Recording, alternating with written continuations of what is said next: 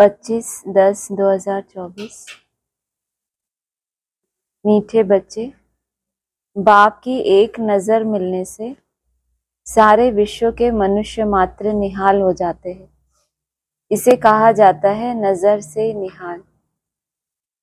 प्रश्न है, तुम बच्चों की दिल में खुशी के नगाड़े बजने चाहिए।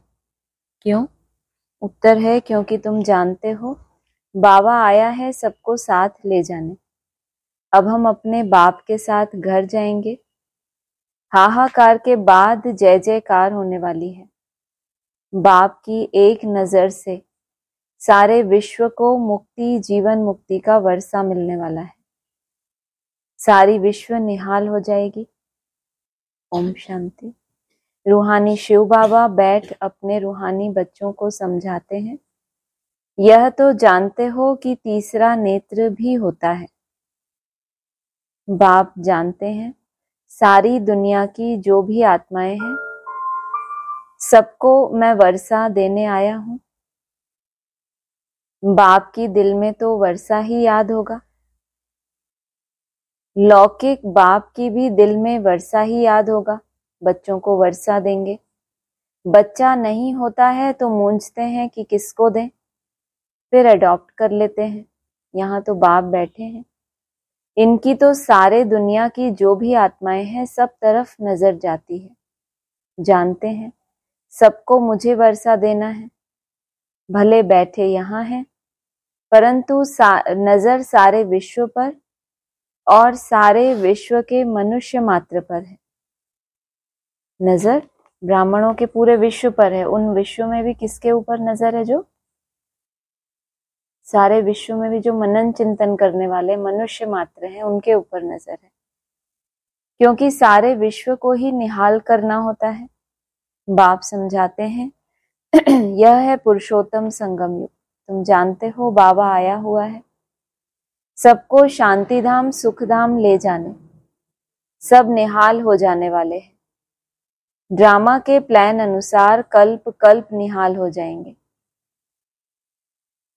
बाप सब बच्चों को याद करते हैं। ड्रामा के प्लान के अनुसार कल्प और फिर कल्प कल्प कल्प क्या होंगे? निहाल हो जाएंगे। तो जो कल्प बीत गया, अभी एक कल्प बीत गया ना? हाँ, नहीं बीत गया। कब से शुरू हुआ था? कब से शुरू हुआ था? 4 से। कब तक? 18 तक। 21 तक हुआ ना? तो वो कल्प कल्प हुआ ना? तो निहाल हो गए या बेहाल हो गए? उस कल्प में क्या हो गए? निहाल हो गए पिछले वाले कल्प में। ठीक, जो भी मौजूद होंगे तब कोई तो मौजूद होंगे ना? नहीं थे, 21 तक थे ही नहीं कोई। तो कल्प कल्प निहाल हो जाएंगे। बाप सब बच्चों को याद करते हैं। उस कल्प में निहाल नहीं होते तो अगले कल्प के लिए तैयारी कहाँ से करते कि अभी एक कल्प और बचा है, वहीं बेहाल हो जाना चाहिए। लेकिन अभी क्या बोलते हो, कब तक याद करते रहेंगे हम?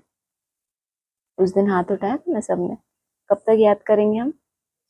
76 तक भी याद करेंगे तो कितना निहाल हुए पिछले कल्प में। इतनी हिम्मत आ गई। बाप सब बच्चों को याद करते हैं। नजर तो जाती है ना? सब नहीं पढ़ेंगे। ड्रामा प्लान अनुसार सबको वापस जाना है, लेकिन सब पढ़ेंगे नहीं। कहाँ पढ़ाई के संस्कार लेके वापस जाना, दिव्य गुणों से सजे सजाए नीचे उतरना। हाँ, कहाँ फिर कैसे उतरना? द्वापर युग में उतरना, धर्म पिताओं के पीछे उतरना, अधूरी पढ़ाई पढ़ के उतरना, क्योंकि नाटक पूरा होता है। ड्रामा प्लान अनुसार सबको वापस जाना है क्योंकि नाटक पूरा होता है। थोड़ा आगे चलेंगे तो खुद भी समझ जाएंगे कि अब विनाश होता है। अब नई दुनिया की स्थापना होनी है। कोई कोई नई दुनिया की स्थापना को कैसे समझेंगे? कैसे समझेंगे? जब उनको क्या दिखाई देगा? विनाश होने वाला है। तब उनको ये समझ आएगा कि अच्छा, इसका मतलब नई दुनिया की स्थापना भी होनी है अभी। क्योंकि आत्मा तो फिर भी चैतन्य है ना। फिर भी मतलब इतनी चैतन्य नहीं है कि जब स्थापना हो इतने सूक्ष्म रूप में तभी उसको आभास हो जाए, लेकिन विनाश देख के उसको एहसास हो जाए कि हाँ, स्थापना जरूर हुई होगी। अगर विनाश हुआ है तो कोई ना कोई की कर्मातीत अवस्था भी हुई होगी। फिर भी आत्माएं, ब्राह्मण आत्माएं, फिर भी कुछ तो चैतन्य है ना। तो बुद्धि में आ जाएगा कि बाप आया हुआ है, पैराडाइज स्थापन होगा और हम शांति धाम में चले जाएंगे। उनको ये भी एहसास होगा, क्योंकि आत्मा में चेतना है ना। हम पैराडाइज में नहीं जा पाएंगे। कैसा देश है? परे का देश है पैराडाइज। तो वहां तो नहीं जा पाएंगे। हम कहाँ चले जाएंगे? शांति धाम में। सबकी गति होगी ना, बाकी तुम्हारी सदगति होगी। अभी बाबा आया हुआ है, हम स्वर्ग में जाएंगे, जय जयकार हो जाएगी। अभी तो बहुत हाहाकार है। क्या है? अभी बहुत हाहाकार है, जय जयकार है? जय जयकार। एक, जय जयकार। दो, जय जयकार। ठीक। तीन, नहीं बोल रहे आप? बोल लो कोई और। जय जयकार। चार, पांच, बहुत हाहाकार। तो क्या है? बहुत देर लगी, क्या बात? बाकी कोई और? हाहाकार मतलब क्या समझते हो? क्या समझते हो हाहाकार मतलब? हम चिल्लाते हैं सब ऐसे, हाय हाय ये क्या हो गया, ऐसा ऐसा समझते हो? हाहाकार मतलब क्या? बहुत सारा व्यर्थ, बहुत सारा नेगेटिव आपको उथल पुथल में ला दे, आपके मन से हाय निकले, स्वा हा, तो वो हो गया हाहाकार। माना अर्पण भी करते जा रहे हैं और हाय भी निकल रही है। अर्पण करते जाएं और ऊपर उड़ते जाएं, वाह मजा आ गया। ये छोड़ने के बाद, ये संस्कार छोड़ने के बाद, ऐसा करने के बाद तो मेरे को मजा आ गया। तो क्या हो रही है? कदम भी बढ़ाते जा रहे हैं और हाय हाय भी करते जा रहे हैं, तो हाहाकार है। लेकिन अगर इस हाहाकार को क्रॉस कर लिया, अगर जीवित रहे, तो फिर बाद में क्या होगा? कोई कोई तो हाहाकार में ही क्या हो जाएंगे? फेल हो जाएंगे। उनसे सहन ही नहीं होगा। हाय हाय करते करते बाबा ने क्या बोला है? कोई कोई हाय हाय करते करते क्या करते हैं? शरीर छोड़ते हैं ना। तो सहन ही नहीं कर पाए, इतनी हाहाकार थी। और जो झेल गए उस हाहाकार को, उसके बाद बाबा ने कहा है ना, रक्त की नदियों के बाद भारत में क्या बहेगा? दूध घी की नदियां बहेंगी। पहले दूध की, फिर घी की। पहले ज्ञान दूध का ही मंथन हो, तो आप पॉजिटिविटी में तो आ गए कम से कम। अब ज्ञान के अलावा और कोई संकल्प नहीं चलते। ये महसूस करते हो? ज्ञान के अलावा, सेवा के अलावा और कोई संकल्प नहीं चलते। चलते? नहीं चलते। सेवा के, हाँ कोई बात नहीं, सेवा के नहीं मना किया।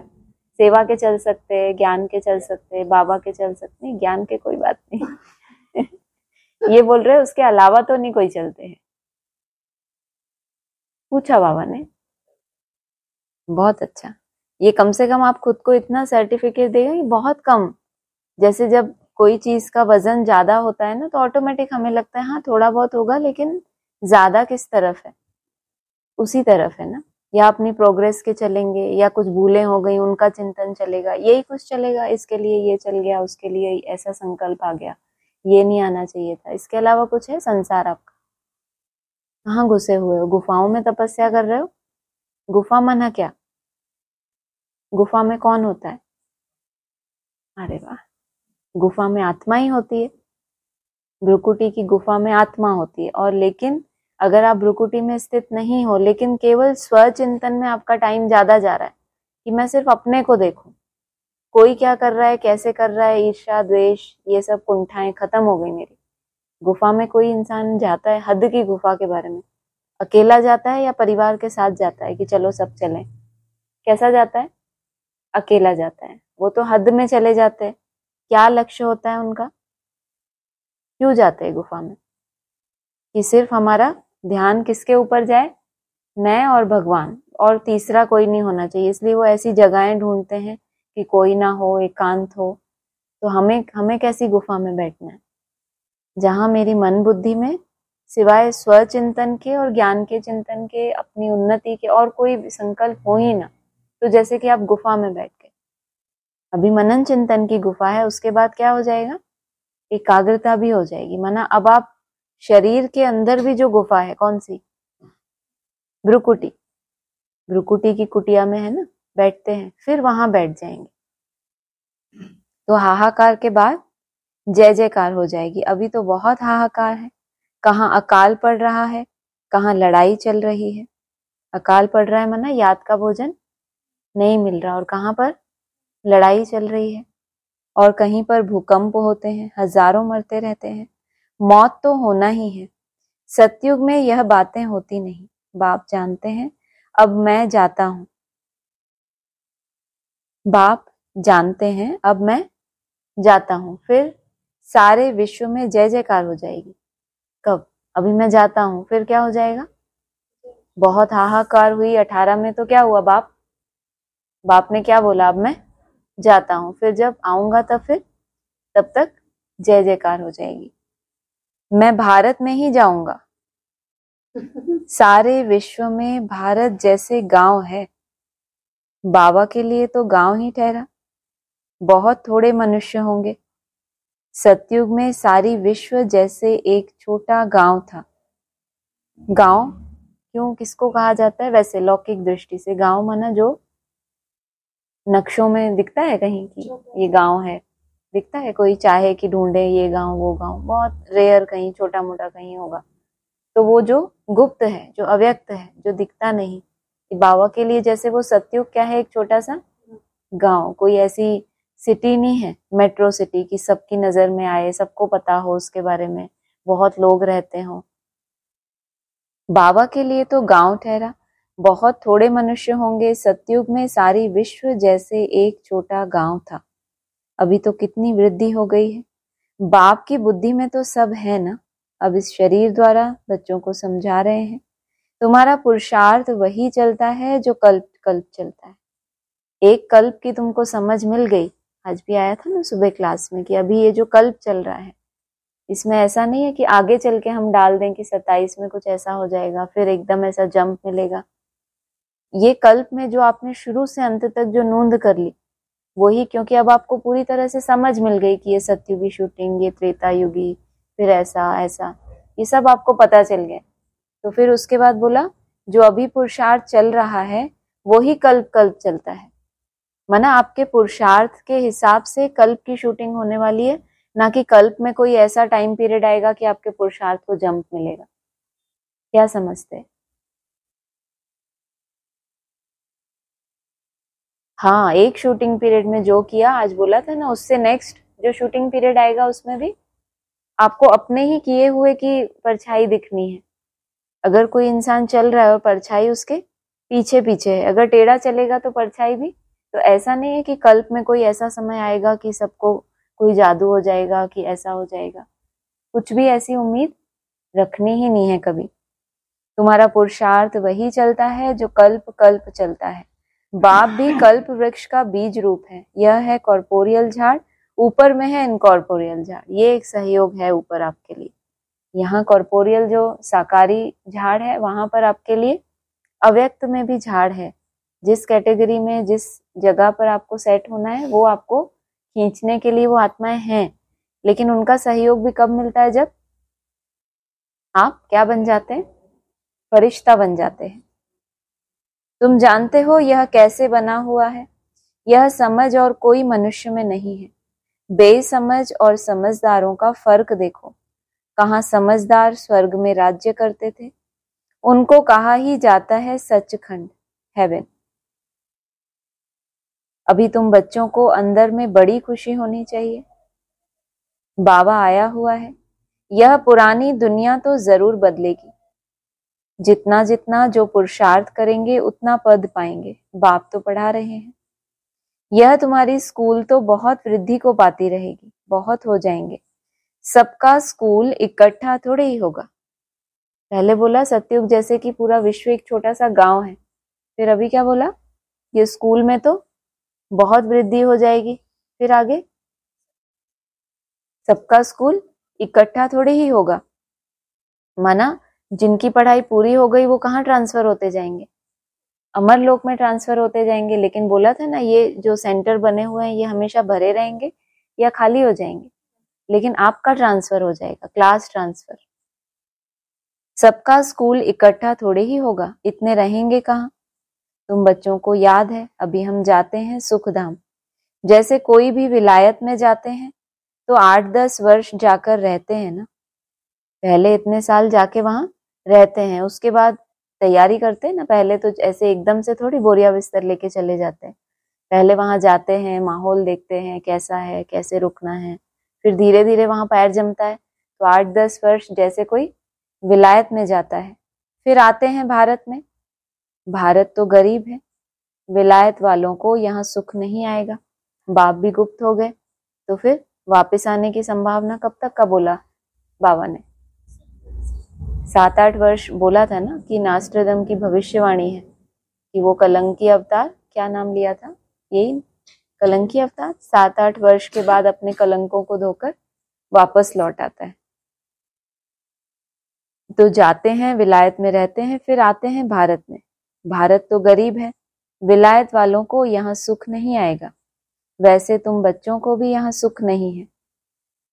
तुम्हारा विलायत माना सुख धाम या परम धाम, कि उस देश में ही तुमको क्या मिलेगा?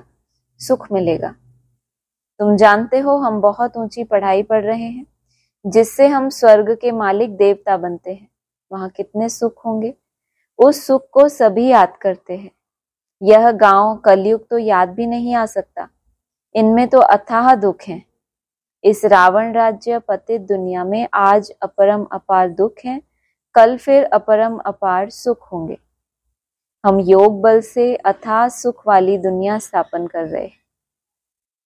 यह राज योग है ना, अपने ही योग बल से क्या स्थापन कर रहे हैं? कौन सी दुनिया? कौन सी दुनिया बोला? नहीं सुना, क्या बोला? क्या चिंतन कर रहे हो? बोलो, क्या चिंतन कर रहे हो?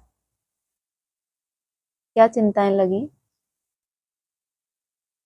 क्या बोला? हाँ,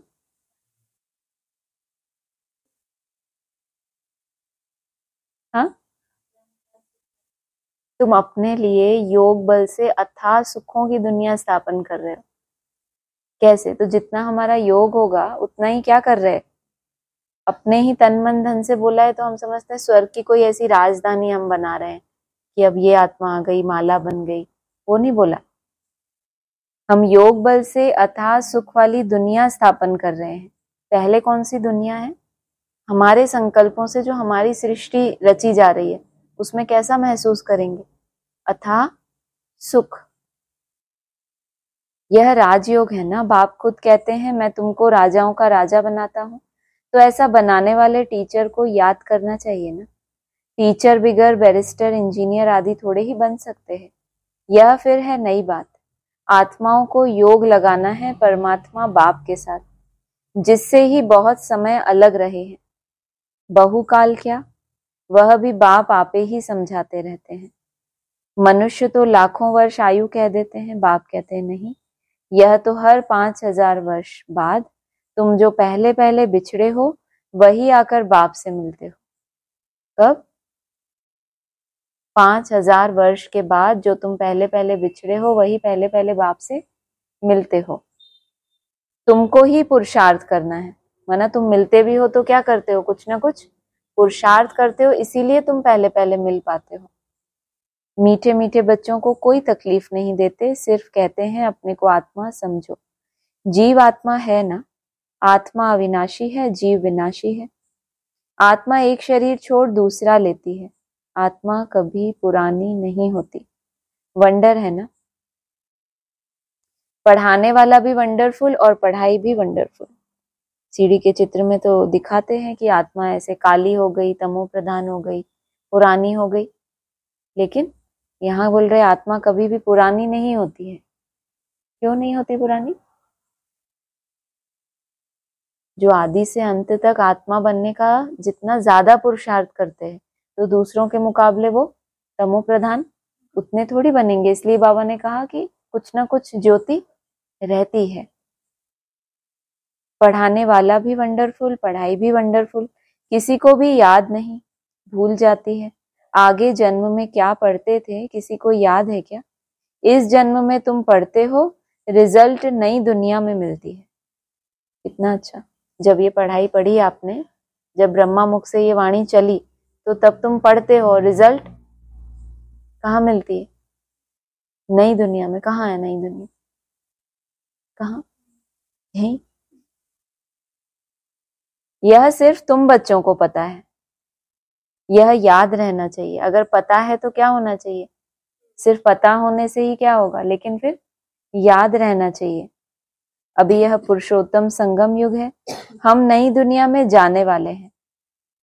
यह याद रहे तो भी तुमको बाप की याद रहेगी। याद के लिए बाप अनेक उपाय बताते हैं, बाप भी है, टीचर भी है, सतगुरु भी है। तीनों रूप में याद करो। कितनी युक्तियां दे रहे हैं याद करने की, परंतु माया भुला देती है।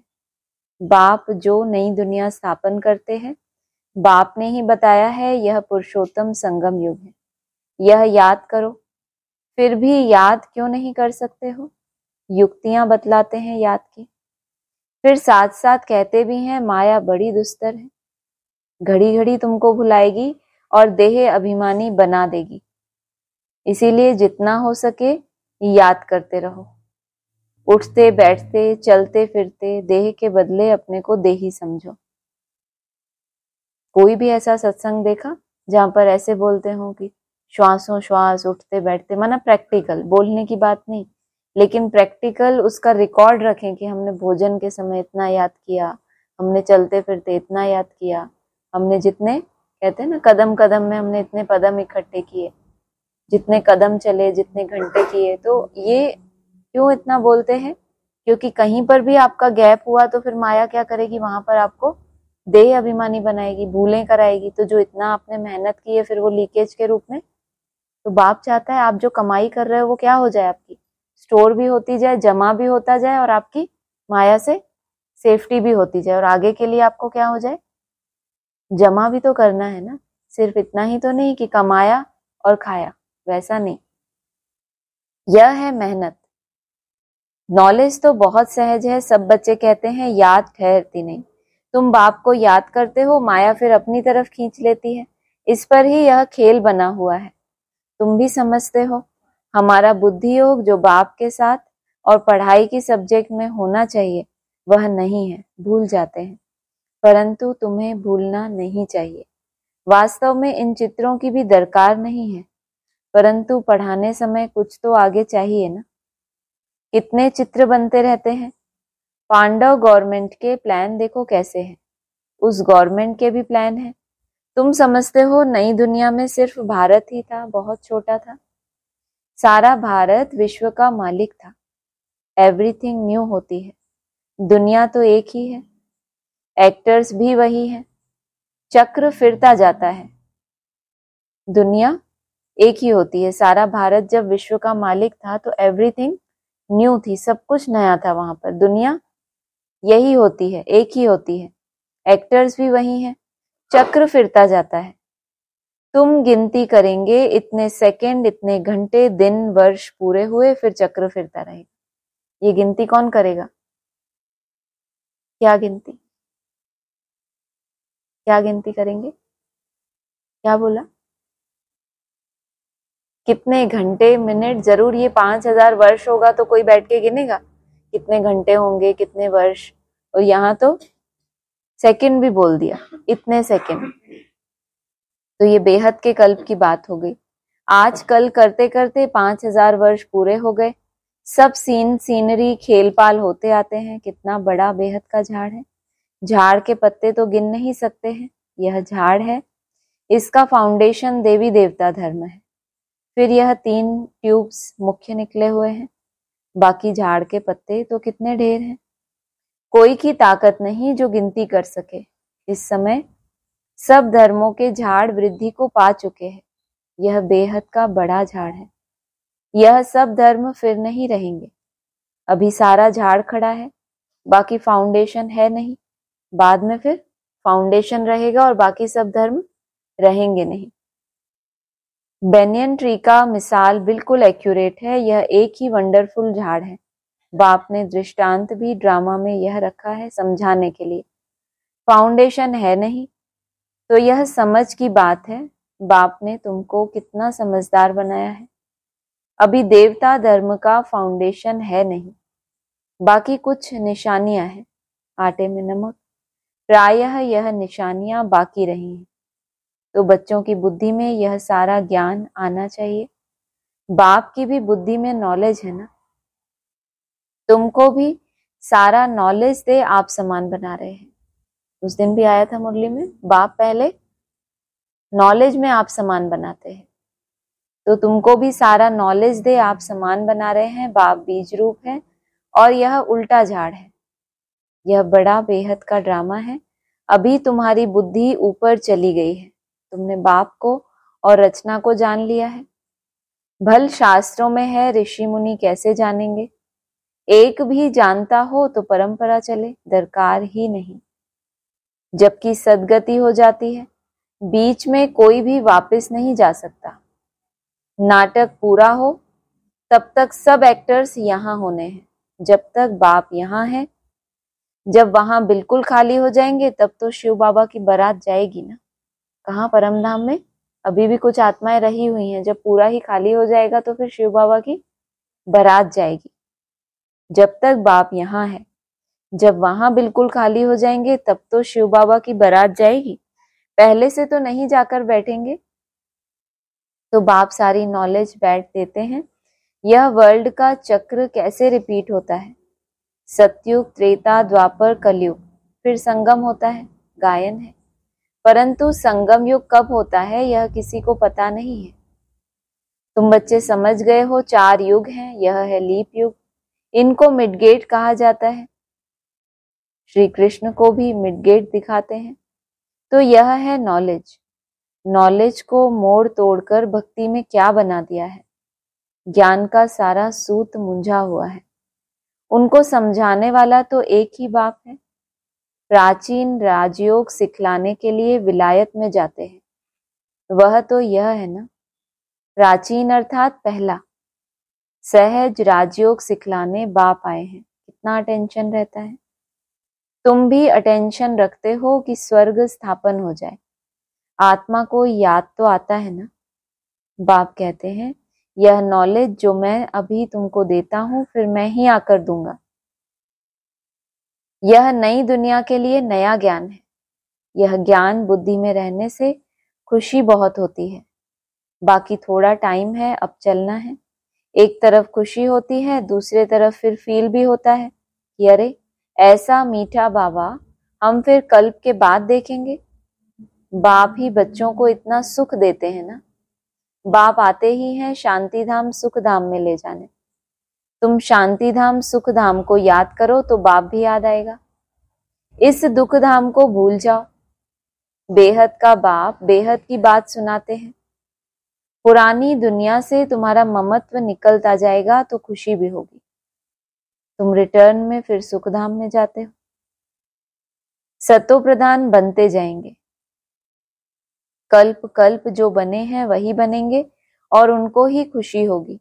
और फिर यह पुराना शरीर छोड़ देंगे, फिर नया शरीर लेकर सतो प्रधान दुनिया में आएंगे। यह नॉलेज खलास हो जाएगी। बातें तो बहुत सहज हैं। रात को सोते समय ऐसे ऐसे सिमरन करो तो भी खुशी रहेगी कि हम यह बन रहे हैं। सारे दिन में हमने कोई शैतानी तो नहीं की। 5 विकारों से कोई विकार ने हमको सताया तो नहीं। लोभ तो नहीं आया। अपने ऊपर जांच रखनी है। अच्छा, मीठे मीठे सिकिलदे बच्चों प्रति माता पिता बाप दादा का याद प्यार गुड मॉर्निंग। रूहानी बाप की रूहानी बच्चों को नमस्ते। रूहानी बच्चों की रूहानी बाप दादा को नमस्ते। धारणा के लिए सार है, योग बल से अथाह सुखों वाली दुनिया स्थापन करनी है। इसका मतलब कम सुखों वाली दुनिया भी स्थापन होनी है। जैसा जैसा योग बल वैसी वैसी दुनिया। इसलिए बाबा ने बोला ना तुम पुरुषार्थ करो। बाप तो क्या करेंगे, बहुत सी मालाएं बना देंगे, लेकिन अथाह सुख कौन से धर्म में होता है? देवता धर्म है, बहुत सुख देने वाला। इस दुख की पुरानी दुनिया को भूल जाना है। जो भी पुरानापन है, जो हमारे किसका कारण है, दुख का कारण है, वो क्या है? हमारी पुरानी दुनिया। उसको भूल जाना है। खुशी रहे कि हम सच खंड के मालिक बन रहे हैं। भले पुरानी दुनिया दिखती है, बीच बीच में स्मृति में है, संस्कारों में है, लेकिन खुश किस बात के लिए होना है कि कम से कम हम उस पुरानी दुनिया और नई दुनिया के बीच में खड़े होके, साक्षी होके देख पा रहे हैं कि ये पुरानापन है और ये मुझे नयापन धारण करना है।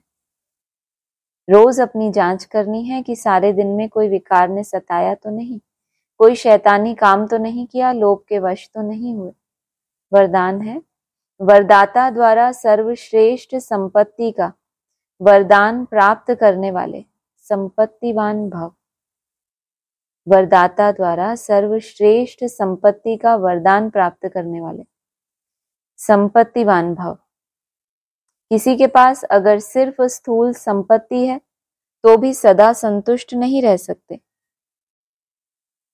स्थूल संपत्ति के साथ अगर सर्व गुणों की संपत्ति, सर्व शक्तियों की संपत्ति और ज्ञान की श्रेष्ठ संपत्ति नहीं है तो संतुष्टता सदा नहीं रह सकती। इसलिए बोला, जब आए संतोष धन तो सब धन धूल के समान। कितना भी ज्ञान है, कितना भी हमारा मान है ब्राह्मणों की दुनिया में, सब कुछ है, लेकिन जब संतोष मिलता है किसी भी कारण से तो फिर उसके सामने लगता है कुछ भी नहीं, बस यही चाहिए था। तो सर्व गुणों की संपत्ति, सर्व शक्तियों की संपत्ति और ज्ञान की श्रेष्ठ संपत्ति। ज्ञान तो बहुत विस्तार का है, लेकिन उस ज्ञान में भी श्रेष्ठ संपत्ति, जो ज्ञान क्या बन जाए हमारे लिए, रतन बन जाए, हमारी वैल्यू को बढ़ाएं। तो संतुष्टता सदा नहीं रह सकती। अब आप सबके पास तो यह श्रेष्ठ संपत्तियां हैं। दुनिया वाले सिर्फ स्थूल संपत्ति वाले को संपत्तिवान समझते हैं, लेकिन वरदाता बाप द्वारा आप बच्चों को सर्वश्रेष्ठ संपत्तिवान का भव का वरदान मिला हुआ है। संपत्ति भी कैसी? सर्वश्रेष्ठ। ज्ञान, गुण, शक्तियां तो बहुत से ब्राह्मण धारण करते हैं, उनमें भी सर्वश्रेष्ठ इसलिए बोला सर्व गुण संपन्न। गुण संपन्न नहीं, सर्व गुण संपन्न। और फिर 16 कला संपूर्ण, माना हर कला कैसी हो अपने आप में, संपूर्णता है उसमें, संपन्नता है। स्लोगन है, सच्ची साधना द्वारा हाय हाय को वाह वाह में परिवर्तन करो। हाहाकार से क्या हो जाए? जय जयकार, वाह बाबा वाह।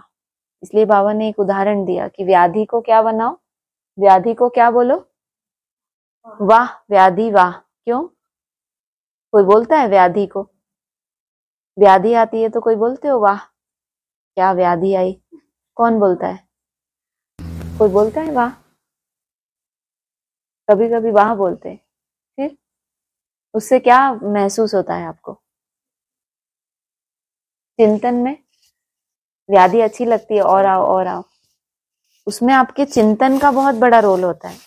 तकलीफ आपको है, कोई भी ऐसा नहीं है जो एकदम कर्म भोग में बिल्कुल ही प्रभावित ना होता हो। कुछ ना कुछ बुद्धि आपकी खींचेगी, वहां पे शरीर अपनी तरफ खींचेगा, है ना। ऐसा तो कोई कह नहीं सकता कि बिल्कुल हमारी बुद्धि नहीं जाए, लेकिन उस समय भी आपके कुछ ना कुछ संकल्प तो चल ही रहे होते हैं, कुछ ना कुछ तो चल ही रहे होते हैं ना, कि ऐसे वैसे, सबका अलग अलग है क्या क्या चलते हैं। उस समय एक संकल्प आपके अंदर आया और उस समय आपको याद आ गया कि ये व्याधि जो है, मैं जितना योग बल धारण कर रहा हूँ, ये मुझे बाप के नजदीक लेके जा रही है। अगर वो चिंतन आपका घुट गया मतलब बहुत दिल से वो चल रहा है, ऐसे आप दिमागी रूप से नहीं सोच रहे कि ये व्याधि मुझे मुक्त कर रही, वो भक्ति मार्ग जैसा नहीं, आपको दिल से कभी कभी ऐसा होता है, वो कभी कभी होता है कि एकदम ऐसे रियलाइज होता है कि ये व्याधि के बाद बस फिर क्या है मेरे लिए, बाप की गोद मेरा इंतजार कर रही है। तो वो लक्ष्य आपको दिखे, वो आपको आपकी मंजिल दिखे कि ये तो कुछ भी नहीं है उसके सामने जो मुझे मिलने वाला है। अगर इतनी छोटी सी ये व्याधि से मेरे इतने पाप कट रहे हैं, और मेरे पाप कितने समय के हैं, बाबा ने कहा 2500 वर्ष के पाप तुम 50 वर्ष में भस्म करते हो। सोचो 50 वर्ष ही कोई व्याधि रहे हैं, तो बाबा कह रहे हैं 2500 वर्ष के पाप, और फिर आज आया था। ऐसी व्याधि नहीं कि तुम्हारा बुद्धि योग अपनी तरफ खींच ले, कम से कम इतनी रहेगी कि बाबा बाबा तो निकल ही पाए तुम्हारे अंदर से। ऐसा नहीं कि पूरी ही बुद्धि हमारी खींच जाए। जो बाबा कहते हैं ना, बाप के बच्चे जो होते हैं वो इतने गरीब भी नहीं होते कि उनको खाने को 2 रोटी ऐसे सड़क किनारे पड़े हैं, कोई पूछने वाला नहीं।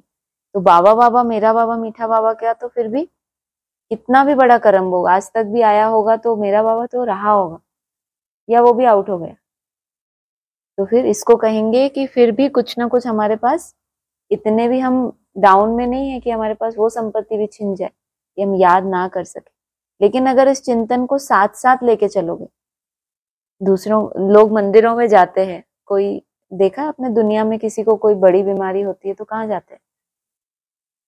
मंदिरों में, मतलब ऐसे सिद्ध स्थानों पर जाते हैं ना कि ये फलानी देवी का ये, इसको छू दो तो ऐसा हो जाता है। क्यों ऐसा यादगार कहाँ से आया वो? हाँ, संगम युग पे क्या किया आप लोगों ने?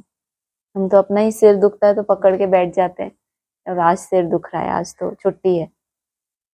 क्या हुआ था ऐसा संगम पे जो आज तक भी, कलयुग अंत चल रहा है एकदम तमो प्रधान, तो भी वो सिद्ध स्थानों पे जाते हैं कि हमारा रोग ठीक कर देगी देवी, हमारा ये ऐसे कर देगी। आप लोगों को तो नहीं जाने का होता कि वहां चले जाएं वहां चले जाएं, नहीं? तो क्यों ऐसा? हाँ, बाबा से कहते हैं?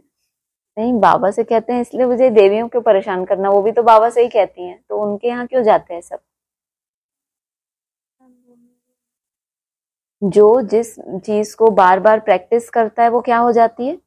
सिद्ध हो जाती है। पहले बाबा ने कहा है कि तुम ज्ञान दाता बनते हो, फिर तुम दानी बनते हो, फिर महादानी बनते हो, लास्ट में वरदानी बन जाते हो। तुमने ऐसा किया कि तुम्हारा ये ठीक हो जाए, हो गया उसका ठीक, तो क्या बन गए थे फाइनली?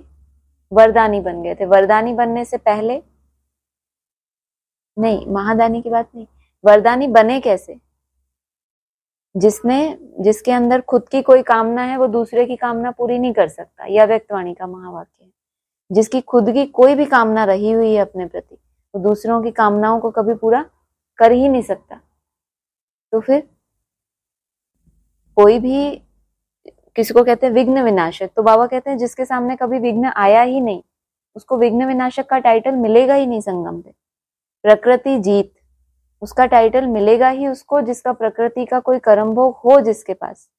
और फिर उसने अपने चिंतन के द्वारा कैसे आत्मा ऊपर रही और शरीर नीचे रहा। नहीं तो जब शरीर में कर्म भोग आता है तो शरीर तो है ही नीचे मिट्टी, लेकिन हमारी मन बुद्धि भी उसी के साथ रमण करती है पूरा समय उसके साथ। और कभी आप ऐसी कल्पना करो कि किसी ने ऐसा पुरुषार्थ किया हो कि अति का कर्म भोग हो, अति का एकदम, और उस समय आत्मा हवा में लहरा रही हो और अपने शरीर को देख रही हो, तो उसको क्या कहेंगे? उतने समय के लिए अगर ये ड्रिल उसने किसी ने 10 मिनट 15 मिनट 20 मिनट कर ली, क्या कहेंगे? प्रकृति जीत, आत्मा अलग और सड़ा हुआ शरीर है वो, दुख रहा है ना। जब इसका मतलब कर्मातीत तो नहीं बनी वो आत्मा, कर्मातीत बनती तो शरीर में कोई रोग होता ही नहीं। तो उसमें परिस्थिति में रहकर उसने जो उसको जीतने के लिए, और फिर एक स्थिति ऐसी आई कि उसने जीत लिया। और ऐसे नहीं कि हम अभी यहाँ बात कर रहे हैं, साइंस इसके ऊपर बहुत प्रयोग कर चुकी है। आप बीके में देखो, एक डॉक्टर हैं, बहुत अच्छा अपना अनुभव सुनाते हैं, और नाम याद नहीं आ रहा, अच्छा है। उनको ब्रेन में ट्यूमर हुए कई सारे, ब्रेन में कई सारे ट्यूमर, सोचो आप, डॉक्टर, और ज्ञान में आने के बाद, प्रयोग करने के बाद 1 साल तक प्रयोग किया अपने उसी बॉडी के ऊपर, और जब चेक कराया तो वो नहीं था। मतलब आप समझते हो, ब्रेन के अंदर किसी के ट्यूमर हो तो उसकी क्या है ना। ये आपका नर्वस सिस्टम जो है ये पूरे शरीर को चलाता है, अगर वहां पर कोई दिक्कत है तो वो बहुत बड़ी दिक्कत हो जाती है। तो ऐसा नहीं है कि कोई नया, लेकिन एक कर्म भोग को ऐसे ही रोते रोते भोगना और उसके लिए प्रयोगी बनना कि इस समय में आत्मा अलग और शरीर अलग, शरीर के प्रति निश्चिंत, तो वो आत्मा आगे चल के ऐसी बनेगी कि आज भी लोग उनके स्थानों पर जाकर कहते हैं मेरा ये रोग ठीक हो जाए। क्योंकि कोई आत्मा अगर गुजरी ही नहीं है उस फेज से, उसको क्या अनुभव है कि कर्म भोग में कैसा होता है, कैसे होता है। तो हर चीज का अनुभव होगा, वही आत्मा दूसरे को कुछ दे सकती। हाँ जी, क्या था स्लोगन? कौन बताएगा? महारथी? नहीं, हाँ, सच्ची साधना के द्वारा, साधना है ना, साधना माना इंद्रियों को साध लेना, मन बुद्धि को एकदम ऐसे साध लेना कि इंद्रियों में तकलीफ है, हाय हाय है, और वो कैसे बदल जाए। वाह, कभी ऐसे होता है ना, दिल से आपको ये लगता है, खुशी होती है, दर्द भी हो रहा है कि वाह ये व्याधि मुझे क्या कर रही है, आगे बढ़ा रही है। और कभी किसी के पास कोई निरंतर की व्याधि हो, कभी कोई ऐसी व्याधि हो जो अमृत वेले से शुरू हो जाए, अमृत वेले उठते से ही बिल्कुल शुरू आपके साथ साथ, और किसी को ऐसा संकल्प आए कि जब मैं आत्मा निरंतर योगी बनूंगी तब भी मेरी यही स्थिति होगी, तो कितना सुंदर संकल्प है, कितना बल देता है हमें। और एक तो हम माथा पकड़े, उठते से ही कर्म भोग किसको आता है? आता है किसी को? तो जब आएगा भी उनके ही पास ना जिनको ऐसे प्रयोगी बनना है। और आपको उठते से ही संकल्प आए कि जब मैं निरंतर योगी बनेंगे, जैसे ये दर्द हमेशा ही मेरे साथ है, ऐसे ही जब निरंतर योगी बनेंगे तो क्या होगा? वो याद जैसे चिपक जाएगी, जैसे अभी ये कर्म भोग चिपका हुआ है ना, तो हम कंट्रास्ट कर पाते हैं कि अभी भोग फिर योग, तो हमें कैसा लगेगा? वो निरंतर ही साथ रहेगा, तो खुशी होती है कि वाह कितना मजा आएगा, अभी इसको थोड़ा झेल लो, फिर ऐसे का ऐसे योग मिलेगा। एक शब्द का ही तो परिवर्तन है, भोग और योग। ओम शांति। जी, किसी को कुछ पूछना है? क्लास का ने कहा नीचे है कॉर्पोरियल वर्ल्ड और ऊपर कॉर्पोरियल झाड़ और ऊपर है इनकॉर्पोरियल झाड़। हाँ जी, जो अव्यक्त आत्माएं हैं, अव्यक्त आत्माएं भी तो ऊपर अपने अपने सेक्शन में है ना, उनको जिन मनकों की सेवा करनी है उसी हिसाब से परम धाम में उनका नक्शा सेट हुआ है। इसीलिए आप वो चित्र देखेंगे, कौन सा चित्र है उसमें, एक गर्भ के अंदर भी वो दिखाते हैं उल्टा किया हुआ आत्माओं का झाड़, और ऊपर एक जो परम धाम में दिखाते हैं वो भी दिखाते हैं, और एक गर्भ के अंदर भी दिखाते हैं। तो वो इनकॉर्पोरियल आत्माएं तो हैं ही, लेकिन उनकी भी अपनी अपनी कैटेगरी है, किनको किसकी जाकर सेवा करनी है, उस हिसाब से वहां भी उनकी कैटेगरी बनी हुई है। हाँ जी, अच्छा, हाँ जी। और फिर जो स्टार्टिंग में ही आया ना क्वेश्चन के बाद जो आंसर था, उसमें एक आया कि बाप की एक नजर से सारे विश्व को मुक्ति, जीवन मुक्ति का वर्षा मिलने वाला है। हाँ जी, सारी विश्व निहाल हो जाएगी, हाँ एक जी। नजर। हाँ, वही है ना जो लास्ट दृष्टि का गायन है, जिसके लिए बाबा ने एडवांस में एक डिस्कशन में बोला था कि जब बच्चे अपना अपना पुरुषार्थ करके थक जाएंगे, अभी तो कोई थका नहीं है, जब बच्चे अपना अपना पुरुषार्थ करके थक जाएंगे और माला में नंबर भी डिक्लेयर हो जाएंगे, लेकिन वो अपने आप से संतुष्ट नहीं होंगे, तब बाप एक ही है जो 1 सेकंड की ऐसी तीखी और मीठी दोनों बातें बोली थी, ऐसी दृष्टि देंगे जो देह भान में वो रह ही नहीं सकेंगे। तब उनको संतुष्टता आएगी कि हाँ, इसी स्टेज के लिए हम पुरुषार्थ करते थे।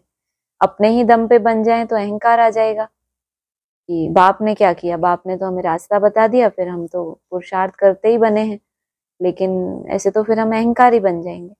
इसलिए वो एक दृष्टि जो बाप से मिलती है, तब सब आत्माओं के अंदर वो जो संस्कार पड़ जाएगा कि भगवान ही सब कुछ है, अपना मैंपन पूरा खत्म हो जाएगा उसमें। हाँ जी, अच्छा। और फिर आज शरीर का भी बोला बाबा ने कि फिर नया शरीर लेकर हाँ जी, सत्य प्रधान दुनिया में आएंगे, तभी तो मतलब नया ये बना पुराना रहे हैं। शरीर हाँ, छोड़ देंगे। पुराने शरीर के साथ बहुत कुछ है ना। पुराना शरीर बना कैसे है? बोला भी तो कि दुनिया भी एक ही होती है, देवताएं भी, मतलब मनुष्य भी यही है, सिर्फ चेंज होता है उनमें। ऐसा भी कुछ लाइन है कि दुनिया तो एक ही है, एक्टर्स भी वही हैं, सिर्फ उनका ट्रांसफॉर्मेशन होता है। हाँ, हाँ, एक्टर्स भी बोला था कि दुनिया भी एक ही है, एक्टर्स भी एक ही है, और फिर चेंज होता है। माना पुराना शरीर बना हमारे पुराने चलन से, ये जो शरीर मिला है जिसकी जितनी आयु है, ये कोई 5000 वर्ष पुराना शरीर तो नहीं है ना। आत्मा पुरानी है इतनी, माना आत्मा इतनी यात्रा करके आई है, उसके परिवर्तन में समय लगता है। इन शरीर तो जिसकी जितनी आयु है, बाकी ये कहेंगे कि बीज जितना कमजोर होता गया उसी हिसाब से हमें शरीर भी लास्ट जन्म में वैसा ही मिला है, तमो प्रधान। इसका परिवर्तन करना, माना इसको शुद्ध, जो आपने आज पॉइंट भी डाला ना, ऐसे नहीं कि ये संभाल से इसको तंदुरुस्त रखना है। वहां तो कोई रोग होता ही नहीं है, पहले ही वहां के लिए कंडीशन लगा दी, अगर रोग है तो फिर आपका इसका मतलब पुराना शरीर है। तो पहले शरीर को यहाँ नया बनाना पड़ता है, फिर आपका ट्रांसफर होता है। इसलिए 8-10 वर्ष तो विलायत में बोला ना, जाते हैं 8-10 वर्ष, हाँ तो उतना समय yes, तो लगता ही है।